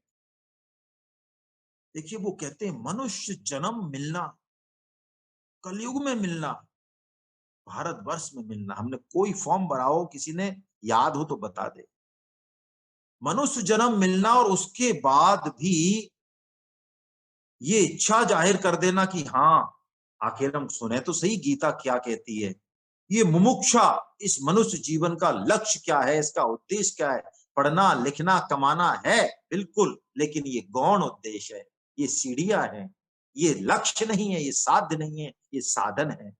और भगवत गीता की कृपा हमको मिल गई, ये पक्की बात आप मान लें। और आपको यदि बुरा नहीं लगे तो मैं आपसे पूछूं, आप में से इतने साधक हैं, जरा मुझे कोई हाथ खड़ा करके बताए कि गीता में आपको खींच के लाया गया है, या आप में से कोई ऐसा भी है, साहब देखो 1 महीना हो गया हमको रोटी खाया, हमने तो प्रण कर रखा था जब तक गीता कहीं से नहीं मिलेगी हम रोटी नहीं खाएंगे। ऐसा कोई है? ये कृपा किसी ने हमारे ऊपर की है कि भगवत गीता की ओर हमको उन्मुख किया है। धन्यवाद दें उसको, है ना। और उस प्रभु को धन्यवाद दें कि जिसने हमको ये तीन तीन कृपा की, मनुष्यत्वम, मुमुक्षुत्वम, महापुरुष संश्रय। बस इस कृपा की ओर जिस दिन हमारा ध्यान चला जाएगा ना, खड़े खड़े हमें समाधि लगनी चाहिए। आंसू बहते हैं, क्या ध्यान करेंगे, क्या टेक्निक सिखाएंगे। आजकल हजारों हजार रुपए खर्च करके ध्यान सिखाते हैं। गीता का ध्यान आप देखेंगे, खड़े खड़े ध्यान, प्रकृति की हवाएं चल रही है, पहाड़ों के दर्शन हो रहे हैं, आकाश के दर्शन हो रहे हैं, इसमें ध्यान लग जाए बस। धन्यवाद है प्रभु, धन्यवाद है। उसको धन्यवाद निकले, वाणी की भी जरूरत नहीं, बस हृदय से धन्यवाद निकले। बस यही भजन है, असली भजन। ईश्वर को अपना मान लो, बस हो गया भजन। ईश्वर को अपना मान लो, बस हो गया भजन। इसके अलावा और कैसा भजन है? बाकी भजन सब अधूरे हैं। देखिए, अब भगवान की कृपा के बाद हम पांचवा पार्ट ले रहे हैं, 1.28 से 1.30। क्या दशा होती है अर्जुन की, है ना। 8 लक्षण अर्जुन के शरीर में प्रकट होते हैं। शरीर में प्रकट तो होते हैं, लेकिन आ कहीं अंदर से रहे, मन बुद्धि और अहम से आ रहे हैं। भगवत गीता हमारा दर्शन ऊपरी ऊपरी चिकित्सा नहीं करता कभी भी, वो जड़ की चिकित्सा करता है। वो जड़ चाहे कहीं भी छुपी हो, मन बुद्धि अहम से भी परे, वहीं पे दवाई देगा।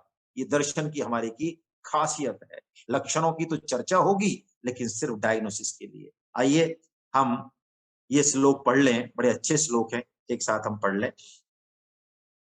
अर्जुन उवाच द्रष्टवेवं स्वजनं कृष्ण युयुत्सं समुपस्थितं सीदन्ति मम गात्राणि मुखं च परिशुष्यति वेपथुश्च शरीरे मे रोमहर्षश्च जायते गांडीवं स्रंसते हस्तात् त्वक् चैव परिदह्यते न शक्नोम्यवस्थातुं भ्रमतीव च मे मना। 8 लक्षण बता रहे हैं अर्जुन, है ना।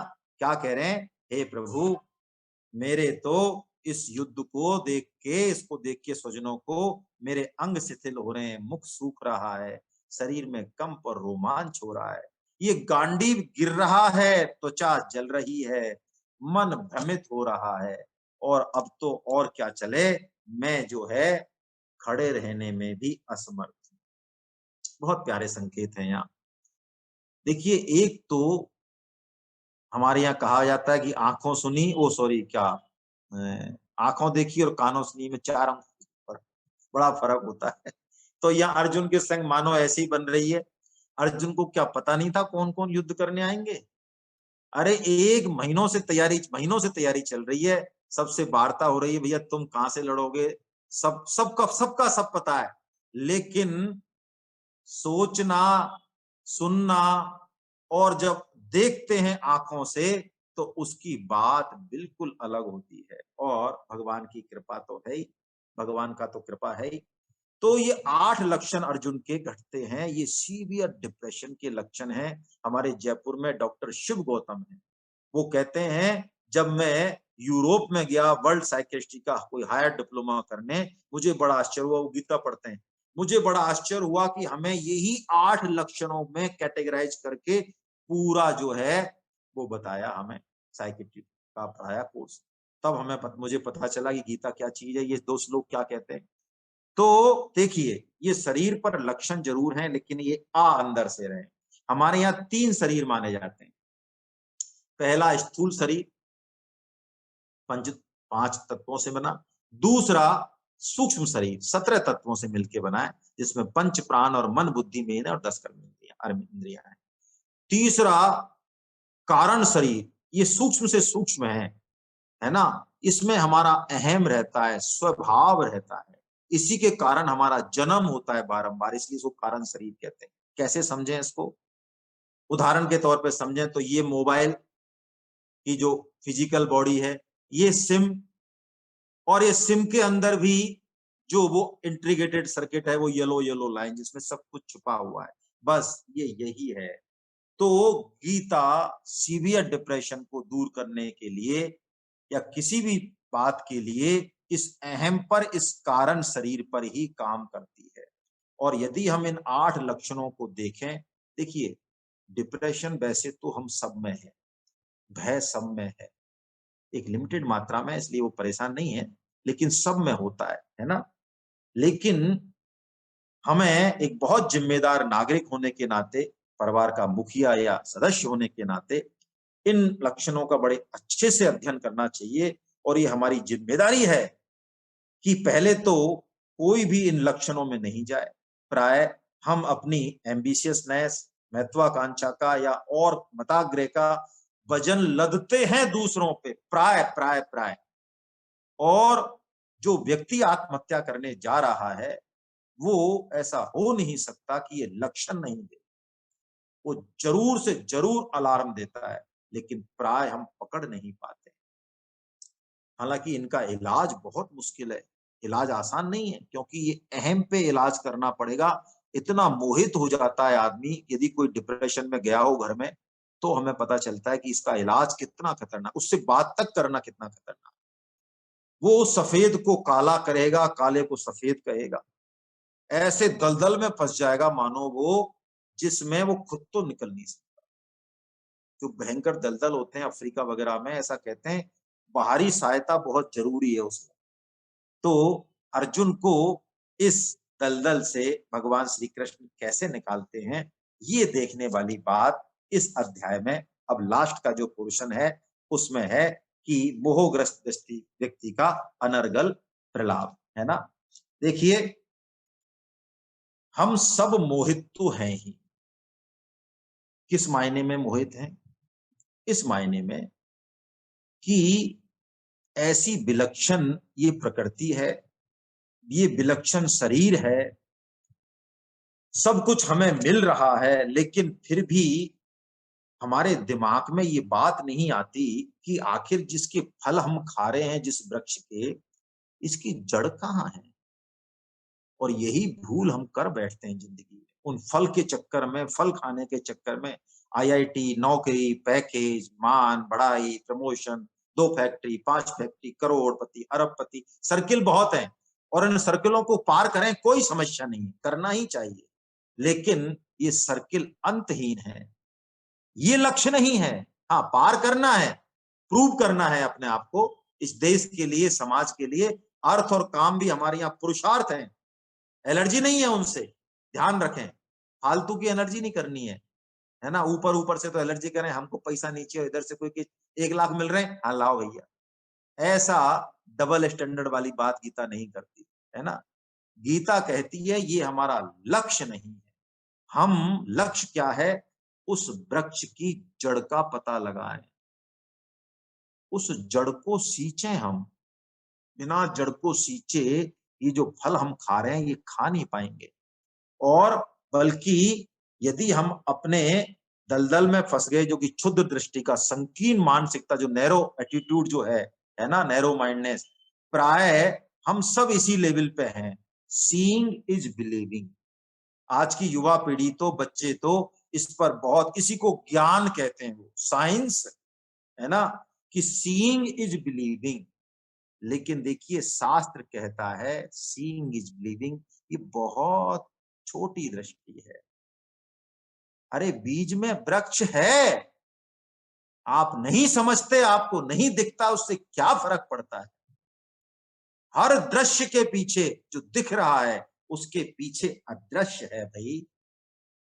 थोड़ा सा एक ओपन तो करें चीजों को। इस प्रकृति के पीछे, इस शरीर के पीछे कोई न कोई तो है ना? तो हम जैसे ही टारगेट करते हैं उसकी तरफ, कि हमारा साक्षी भाव होने लगता है, फिर हम इस दलदल में फंसने की बजाय थोड़ा सा उठने लगते हैं। ये ममता आसक्ति जो हम करते हैं ना, ये क्षुद्र दृष्टि के कारण करते हैं, कि जो दिख रहा है चारवाक थोड़ी, बस जो दिख रहा है वही है। नहीं, बहुत कुछ छुपा हुआ है और आगे, है ना? जरा अपने मताग्रे से आगे निकलें। डॉक्टर फ्रॉग छोड़ के डॉक्टर कृष्ण बने। क्यों बोला मैंने ये? शॉर्ट में समझाने के लिए बोला, माफ करें। डॉक्टर फ्रॉग मतलब कुएं का मेंढक। सुनी होगी ना आपने कथा, कई लोगों ने, मैं नए लोगों के लिए सुना देता हूँ, कि एक बार बाढ़ आई तो कुएं के मेंढक जो उसमें था, तो उसमें एक समुद्र के मुहाने पे बहुत बड़ी नद का एक मेंढक आ गया। बाढ़ तो चली गई, तो उसने कुएं के मेंढक ने पूछा, और कहाँ से भाई साहब? उसने कहा हम तो उधर से आए हैं, उधर बहुत वो नदी है, बहुत तगड़ी नदी है। अच्छा कितनी बड़ी है? इतनी, हाथ दिखाए उसने। बड़ी है भाई साहब। तो उसने कहा इतनी? उसने कहा यार तुम नहीं समझोगे, बड़ी है। फिर उसने वो कूदा, जो कुएं का रेडियस होती है, रेडियस आदि, वो उस पर कूदा कि इतनी बड़ी। अरे यार तुम उस, फिर वो पूरा डाया कूद गया कुएं के अंदर अंदर। देख ऐसा है, सुन, इससे बड़ी तो हो ही नहीं सकती बेटा। ये ये डॉक्टर फ्रॉग मेंटेलिटी है। शास्त्रों की बात सुन के, भगवान श्री कृष्ण का सामर्थ्य देख के, और हम डॉक्टर फ्रॉग बन जाते हैं, है ना? तो देखिए, फिर नहीं पड़ेगी पार। शतरंज का आपने गेम देखा हो, शतरंज का कोई जानने वाला यदि बाहर बैठा है, जैसे 2 जने 4 जने खेल रहे हैं, 2 जने खेल रहे हैं, और कोई जानने वाला बाहर बैठा और 2 जने खेल रहे हैं, वो जो खेलने वाला जब गलती करता है तो उसको तो पता चलेगी बाद में कि मैं गलती कर बैठा, लेकिन देखने वाला जो है ना, उसको तुरंत पता चल जाएगा। क्यों चल जाएगा बताइए? वो निर्लिप्त है, वो लिप्त नहीं है। हम यदि घर में, परिवार में, पैसे में, धन में, मान बढ़ाई में लिप्त हो गए तो पक्की बात है हम मोहित रहेंगे ही, है ना? कोई बहुत बड़ा सर्जन हजारों ऑपरेशन सक्सेसफुल करने के बाद भी अपने बेटे का ऑपरेशन नहीं कर पाता। क्यों नहीं कर पाता? आसक्ति है, डर है, भय है। जो मोहित होता है व्यक्ति, वो प्राय शास्त्रों को भी तोड़ मरोड़ कर पेश करता है। गीता में भी यही करेंगे हम लोग, यदि हम इस बात को नहीं समझेंगे। भगवान यदि कह दें ये बात ऐसे है, संसार दुखालय है, तो मान लें। इस मन बुद्धि यदि कुछ कह रही हो कि है दुख थोड़ी हो सकता है संसार में, संसार में तो बड़ा आनंद है, हमने बहुत मजे लिए हैं, क्या पता है भगवान श्री कृष्ण को? नहीं, भगवान श्री कृष्ण कहते हैं वही ठीक है। मन बुद्धि को लताड़िए। हाँ, समझ में बात नहीं आ रही है, पूछ सकते हैं, शंका कर सकते हैं कि साहब हमें समझ नहीं आ रहा है, भगवान श्री कृष्ण ऐसा कैसे कह रहे हैं। तो हो सकता है कोई जवाब मिल जाए अच्छा, आपकी बुद्धि को सेटिस्फाई करने का। लेकिन बात माने, बात माने, है ना। मताग्रह को नहीं पाला, ये मताग्रह कुछ नहीं करने देता है। मैं कहता हूं जब कुतर्क, अर्जुन इतने कुतर्क कर रहे हैं यहाँ पे, इतना मताग्रह दिखा रहे हैं कि हमें लगेगा ठीक कह रहे हैं। जैसे कि देखिए, मैं एक उदाहरण देता हूं आपको। एक बच्चे ने चींटी को पकड़ा, मताग्रह को समझना है बस, उदाहरण पे हम इसी सेंस में जाएंगे। चींटी को पकड़ा और उससे कहा चल। अब वो चींटी तो चल ही रही है, उसको छोड़ा जैसे, तो चल क्या, चल कहने पे वो चलेगी, तो चल दी। फिर उसने उसकी एक टांग तोड़ दी। उससे कहा चल, चींटी धीमे चली, दूसरी तोड़ दी, तीसरी तोड़ दी, चौथी तोड़ दी। फिर उससे कहा चल, अब वो नहीं चल रही है।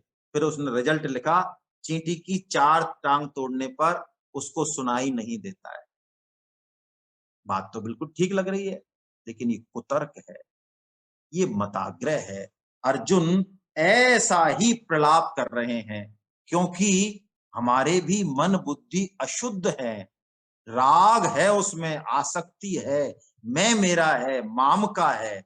तो इस मन बुद्धि के आधार पे बहुत जल्दी निर्णय नहीं लें, शास्त्र का सहारा लें, या इनका शुद्धिकरण करें, या फेथ करें उस थर्ड फोर्स पे। देखिए, हम हैं, हमारे संसाधन हैं, बहुत बढ़िया है, लेकिन एक थर्ड फोर्स भी है इस संसार में।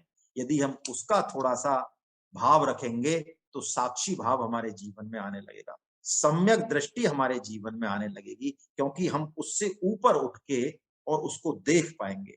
जैसे कि जजेज जजेज एग्जीक्यूटिव नहीं होते कभी भी, उनका एजुकेशन का काम नहीं है। यदि उनको एजुकेशन दे दिया जाए तो हो सकता है फिर वो इतना अच्छा फैसला नहीं दे पाए, है ना।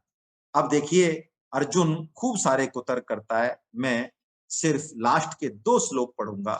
कुल धर्म, जाति धर्म, वर्ण आश्रम, वर्ण संकर, ऐसी ऐसी बातें करता है अर्जुन। अरे भगवान, आप क्या युद्ध करवा रहे हो, पूरे परिवार नष्ट हो जाएंगे, स्त्रियां दूषित हो जाएंगी, वर्ण संकर पैदा हो जाएंगे प्रभु, कुल धर्म नष्ट हो जाएगा, जाति धर्म नष्ट हो जाएगा, ये सब सभ्यता नष्ट हो जाएगी, आप करवा क्या रहे हो प्रभु, है ना। मेरे को युद्ध में झोंक रहे हो आप, मेरा युद्ध से क्या लेना देना है, बताओ, हमारी क्या लड़ाई है किसी से, है? ऐसे अर्जुन बात कर रहा है जैसे कि कौरवों से कोई परिचय उसका है ही नहीं, युद्ध लड़ने वो आया ही नहीं, भगवान श्री कृष्ण को न्योता उसने दिया ही नहीं हो। वो ऐसे ऐसे तर्क कर रहा है कि मेरा और युद्ध प्रभु क्या लेना देना है। और लास्ट में ये देखिए, सीवियर डिप्रेशन का रिजल्ट है, अंतिम रिजल्ट, गांडीवम सस्ते हस्ता त्वक् चैव परिदह्यते। तो कह ही चुका है अर्जुन, अब उसी बात को हाइट पे पहुंचा रहा है। 46वां और 47वां श्लोक मैं आपके चरणों में जो है वो निवेदन कर रहा हूं। क्या कह रहे, यदि माम प्रतीकारमशस्त्रम शस्त्र पाणया धार्तराष्ट्रारणे हन्योस तन्मे क्षेम तरम भवे। ये गहरा मानसिक अवसाद, डिप्रेशन जीवन में आता है तो हमारी भी यही हालत होती है, टोटल क्विट, एस्केप, मार दे कोई हमको। उनसे कहते हैं साहब, आपको मार मार दे तो ही अच्छा है भैया, हमारे मरने से सब कुछ ठीक हो जाएगा, ये परिवार सुखी हो जाएगा, ये संसार सुखी हो जाएगा, हमारा पाप भी दूर हो जाएगा। कौन सा पाप, हमने पाप किया ही नहीं। ये डिप्रेशन अपने आप को पापी बनाता है, उड़ता है, और मारने की बात नहीं, मरने की बात करता है। और कहते हैं संजय, ऐवे मुक्त्वार्जुन संखे रथोपस्थ उपाविशत् विसृज्य ससरम चापम शोक संविघ्न मानसा। देखिए, ये टोटल एस्केपिंग है, शोक संविघ्न मानसा, सब कुछ छोड़ के बैठ गए पीछे। ये ऐसी स्थिति है, यदि आप में से कोई मनोचिकित्सक हैं या डॉक्टर भी हैं, या घर में यदि किसी के कभी ऐसी पोजीशन वाला व्यक्ति रहा हो, तो शायद उसको ये बातें अच्छी लगेंगी, गहरी लगेंगी, कुछ समझ में आएंगी। बाकी हमारे लिए तो जैसी हैं वैसी हैं, ना तो ये सुनने को तैयार होता है कुछ, ना ये समझने को तैयार होता है। ये आत्महत्या की जो छलांग लगती है वो ऐसी ही मनस्थिति से लगती है ना। क्यों? अहम अहम के कारण वो अब कुछ भी कर देगा। डिप्रेशन ऐसा आ गया है, और भगवान श्री कृष्ण का ट्रीटमेंट तो चल रहा है, पहले ही अध्याय से चल रहा है। इस ट्रीटमेंट की सबसे बड़ी बात, यही है जो पहले अध्याय में भगवान ट्रीटमेंट नहीं करके भी ट्रीटमेंट कर चुके हैं। कई बार ऐसा ही होता है ना? क्या ट्रीटमेंट कर चुके हैं कि ऐसे व्यक्ति को जिसको हिस्टीरिया का दौरा पड़ रहा है, डिप्रेशन आ रहा है, भगवान कुछ भी नहीं बोलते, बिल्कुल चुप रहते हैं। बोल अर्जुन तू। अर्जुन बोलता ही जाता है, कुतर्क करता है, प्रलाप करता है, जो कुछ अंदर है उसके, क्या उसकी सोच है, क्या उसका दृष्टिकोण है, सब बोलता है, सब बोलता है। भगवान कुछ नहीं बोलते हैं, बस मुस्कुरा रहे हैं, सुन रहे हैं उसकी। यही होना चाहिए। कई बार अक्सर हम सलाह भारती बन जाते हैं, सामने वाले की मनस्थिति पे नहीं आते, उसकी स्तर पे तो आए, पहले कुछ जॉइंट करें अपने आप को, कुछ उगलवाएं, उसके कारण में ही वो जो बोल रहा है उसमें ही निदान छुपा है। लेकिन नहीं, हमारे पास तो जो कचरा है सलाह का, ये व्हाट्सएप यूनिवर्सिटी का जो पीएचडी होल्डर है आजकल, हम सब ज्ञान की गंगा बह रही है, उसको पी लिया हमने, और जो भी मिला पात्र दे भाई, संभाल तू। अब तू जाने और तेरा काम जाने, हमारे पास जो था वो तो हम फेंक चले, है ना? अब तू चुन लेना इसमें से जो कुछ है। लेकिन नहीं, भगवान श्री कृष्ण कनेक्ट हो रहे हैं, कनेक्ट हो रहे हैं। एक एक प्रोफेसर थे, उन्होंने ये चुटकुला, ये बात सुनाई उनकी रियल घटना, कि वो आईआईएम में प्रोफेसर थे। तो वो कहते हैं कि आईआईएम का लास्ट पेपर था और एक उनका प्रतिभावान छात्र, उनको पता चला कि वो लास्ट पेपर में आया नहीं देने। उन्होंने पूछा वार्डन से, भाई वो क्यों नहीं आए? कि साहब वो तो रो रहे हैं, परेशान है। अरे पता करो भाई। तो पता चला कि उसका फोन आया घर से, और उनके घर का जो कुत्ता था वो मर गया, और कुत्ते से वो बड़ा विशेष प्रेम करते थे। हाँ, आपको आपको हंसी आ रही है, लेकिन ये जिसको कुत्ते से प्रेम है ना, ये मेरे साथ भी बीती हुई है। आप बुरा मत मानना, मैं जब शासन सचिवालय में सेक्रेटरीट में था, मेरे को बाड़मेर से रात को आना पड़ा। मेरे साथी अधिकारी थे, उनका कुत्ता मर गया, रात को हम बाड़मेर से आए, रातों रात। उन्होंने कहा मेरी बेटी, जिसको वो बहुत प्रेम करते हैं, 16 साल की बेटी, वो खाना नहीं खा रही। ये मेरे साथ भी बीती हुई है। तो अब वो प्रोफेसर जो थे, है ना, वो डीन थे, तो उन्होंने प्रोफेसर को भेजा। उन्होंने कहा भैया तुम्हारा एग्जाम है यार, क्या कर रहे हो? 10 बजे से एग्जाम है भैया, 12 बजे चले जाना। अरे तुम समझते नहीं हो, और वो तो कुछ नहीं, और रो रहा है बुरी तरीके से। वो आज किसी अच्छी कंपनी में, एमएनसी में अच्छे अधिकारी है, मैं नाम भी बताऊंगा आपको। आखिर में वो डीन कहते हैं, मैं गया, प्रोफेसर भी साथ गया। उन्होंने कहा बेटे क्या हो गया? उन्होंने कहा साहब कुछ नहीं। रोने लगा। अरे बेटे बात तो बताओ। उन्होंने कहा मेरा एक बहुत प्यारा डॉगी हमारे घर का वो मर गया। तो वो कह रहे क्या? अरे राम राम राम राम, डॉगी मर गया? अरे राम राम राम। अरे भाई प्रोफेसर साहब, कमाल है यार, तुम फालतू की बातें करते हो। इनका पता करो भाई, कहाँ जाना है, कहाँ के हो? साहब मैं दिल्ली का हूँ। अरे भाई साहब मैं पता करता हूँ ट्रेन। अरे ट्रेन कब मारो गोली? ट्रेन तुम्हें पता नहीं है डॉगी मरा है? अरे प्लेन की बात करो यार, है ना? देखो फटाफट कोई प्लेन का टिकट हो तो। फालतू की बात करते हो, डॉगी ये ट्रेन से कब तक पहुंचेगा? ये कमाल करते हो, है ना? भाई ऐसा है, फटाफट प्लेन का सब प्लेन, हाँ ठीक है तो बुक कराओ टिकट, पैसे की परवाह मत करो। डॉगी मरा है भाई, डॉगी मरा है। और उसके साथ बैठ के वो उसका उसका सामान जमाने लगे, उसका जो बेडिंग बेडिंग था वो बांधने लगे। अब उस बच्चे ने देखा, देखो यार ये एक काम का आदमी है, बाकी ये सब गधे हैं एक बगल से।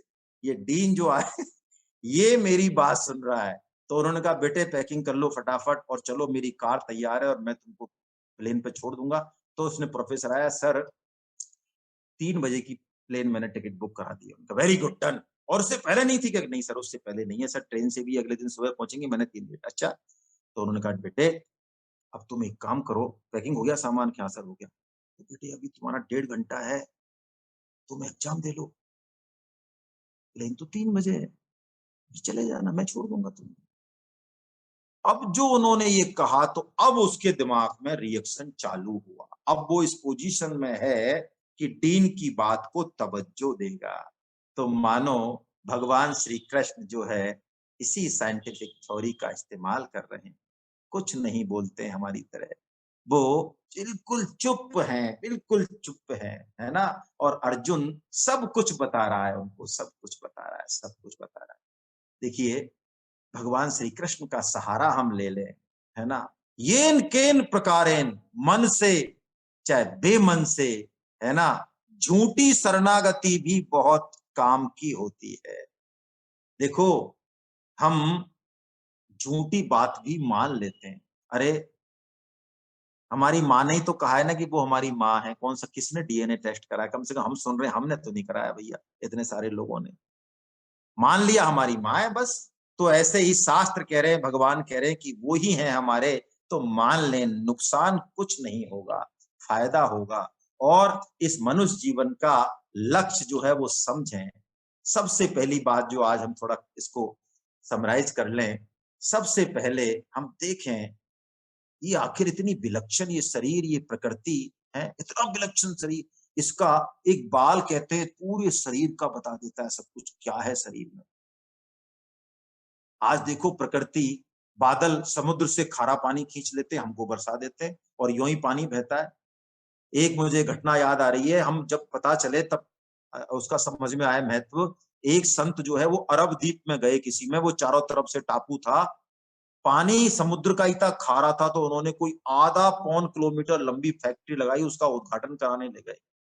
तो उन्होंने पूरी फैक्ट्री दिखा दी और बाहर निकले उस फैक्ट्री से, तो उन्होंने कहा ये कैसा पानी आपका, कि बस पीने लायक हो जाता है गुरुदेव, मीठा तो नहीं होता है, पीने लायक हो जाता है। आधा पौन किलोमीटर में हम इसको प्रोसेसिंग करते हैं, बहुत महंगा आता है।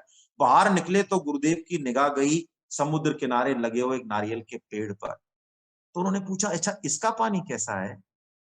और उन्होंने कहा बहुत मीठा है, बहुत मीठा। 6 फीट का पेड़ समुद्र का पानी ही ले रहा है इंटेक, वो मीठा? कौन सी मशीन है भैया ये? तो ये शरीर, ये प्रकृति, ये बहुत विलक्षण है। कुछ कदर करें इसकी, हम बहुत महत्वपूर्ण हैं, है ना। और सोचें, यदि शरीर ही इतना महत्वपूर्ण है, इतना विलक्षण है, तो इस शरीर को जो ऊर्जा दे रहा है, मानना तो पड़ेगा। अभी नहीं माने, मृत्यु पे मानेंगे। इस शरीर को जो ऊर्जा दे रहा है, जो इसका आधार है, वो आत्मा, और फिर आत्मा से विलक्षण वो परमात्मा, जो संपूर्ण ज्ञान, ऊर्जा और आनंद का स्रोत है, वो कितना विलक्षण होगा, कैसे जाने? दिखते तो नहीं है महाराज, कह तो रहे हो आप चिल्ला चिल्ला के, कोई बात नहीं, नहीं दिखते, वो दिख जाएंगे, वो महसूस हो जाएंगे। 3 बताए, अब आगे 3 उस पर चर्चा करेंगे हम, 3 पैथियों पे, कर्म योग पे चर्चा करेंगे। यदि आपका सेवा और त्याग का भाव है, संसार आपको प्रत्यक्ष दिखता है कि नहीं संसार तो है, हम झूठा नहीं मानते हैं, तो सेवा कीजिए, त्याग कीजिए। जो भी दिया है भगवान ने, बुद्धि दी, वाणी दी, शरीर दिया, पैसा दिया, जो दिया उससे सेवा, यही तो कर्म योग है भैया। आपको लगता है नहीं मेरा विवेक विचार बहुत तगड़ा है, वैराग्य बहुत तगड़ा है मेरे अंदर, मैं शास्त्रों को पढ़ के उनका जूस निकाल के, तो ठीक है भैया, उस रास्ते से जाओ, यही तो ज्ञान ही हो गए। और आपको लगता है देखो हम तो भगवान को मानने वाले हैं, हमारा पूरा श्रद्धा और विश्वास है उनके ऊपर, वो जैसे नचाएंगे हम तो नाचने को तैयार हैं, समझने को तैयार हैं, तो भैया यही तो भक्ति योग है। तीनों से पहुंचेंगे एक ही जगह, जो हमें जचे वो हम कर लें, लेकिन जैसे भी हो भगवान से संबंध अवश्य बनाए। इस मनुष्य जन्म को हम व्यर्थ नहीं जाने देंगे, उस तरह की धार है भाई। चाहे कितनी उम्र हो हमारी, कुछ भी करें, देखिए पढ़ें, एग्जाम दें, कुछ भी करें, फैक्ट्री चलाएं, कुछ भी करें, भगवत गीता आपको सॉल्यूशन देगी, आनंद देगी, शांति देगी, पक्का मान ले आप। एक बार भगवान को पुकार करें, है ना। बहुत हमने गाने गाए, बहुत लोगों को झूठा सच्चा कहा है हम तेरे हैं, तुम दिन को कहो रात तो हम रात कहेंगे, बहुत गाने गाए। एक बार भगवान के लिए भी पुकार करते हैं, आइए मेरे साथ साथ बोलिए पूरे मन और प्राण से, कोई शर्म की और झिझक की बात नहीं है, वो परम प्रभु है हमारे। हे नाथ, हे मेरे नाथ, मैं केवल आपका हूं। हे नाथ, हे मेरे नाथ, आप कृपा करें, मैं आपको भूलूं नहीं, मैं आपको भूलूं नहीं। लगाते रहें ये नारा, निसंकोच लगाते रहें, शर्म आए तो मन में लगा लें, है ना। अरे प्रभु तो यहाँ के हृदय की बात सुनते हैं। अरे चींटी के पग नूपुर बांधे वो भी साहिब सुनता है। हम हृदय में कुछ संकल्प तो करें, सोचें तो सही। और भगवान कुछ नहीं चाहते, क्या है सामान हमारे पास, कौन सा कर्म और कौन सा ज्ञान और कौन सी भक्ति, वो यही चाहते हैं कि एक बार ये मेरे से कह दे, जैसे बच्चा यदि कह दे पापा, तो पापा देखिए कोई लड्डू दे रहा है क्या हमको? हैं? और पापा भी वो ढंग से कोई व्याकरण से भी नहीं कह रहा है, पापा का लापा कर दे या ना क्या कर दे, फिर भी चाटा मारते हो तू लापा बोलता है मेरे को, या प्रेम करते बाप बेटा है बस। अरे तो ऐसे ही हैं वो, कितने करुणावान होंगे वो प्रभु, जरा सोचे तो सही, और उनसे संबंध बनाए अपना, है ना। यही है ये पहला अध्याय। हरे कृष्णा हरे कृष्णा हरे कृष्णा हरे कृष्णा। आप सबके चरणों में वंदन। गोविंद जय जय गोपाल, जय जय गोविंद, जय जय गोपाल, जय जय गोविंद जय जय गोपाल, जय जय राधा रमन हरि गोविंद, जय जय राधा रमन हरि गोविंद, जय जय गोविंद जय जय गोपाल, जय जय गोविंद जय जय गोपाल, जय जय राधा रमन हरि गोविंद, जय जय राधा रमन हरि गोविंद, जय जय राधा रमन हरि गोविंद, जय जय राधा रमन हरि गोविंद, जय जय नाम संकीर्तनम यस्य नाम संकीर्तनम यस्य सर्व पाप प्रणाशनम, सर्व पाप प्रणाशनम, प्रणामो दुःख समनस्तं नमामि हरिं परम। प्रणामो दुःख समनस्तं नमामि हरिं परम। बोलो वृंदावन बिहारी लाल की, बोलो जय बांके बिहारी लाल की जय। जय बोलो राधा गोविंदे भगवान की, जय बोलो आज के आनंद की जय। जय। आप सभी वैष्णव जनों के चरणों में मेरा दंडवत प्रणाम। हरे कृष्णा। कल हम फिर मिलते हैं 7 बजे। हरे कृष्णा। आप जिन लोगों को भी जोड़ना चाहें उनको मेरा नंबर दे दें, वो मेरे को हरे कृष्णा कह दें और अपना नाम मेरे को दे दें, बस मैं उनको ऐड कर लूंगा और मैसेज भेज दूंगा। हरे कृष्णा। आपको दंडवत प्रणाम। हरे कृष्ण हरे कृष्ण हरे कृष्ण हरे कृष्ण।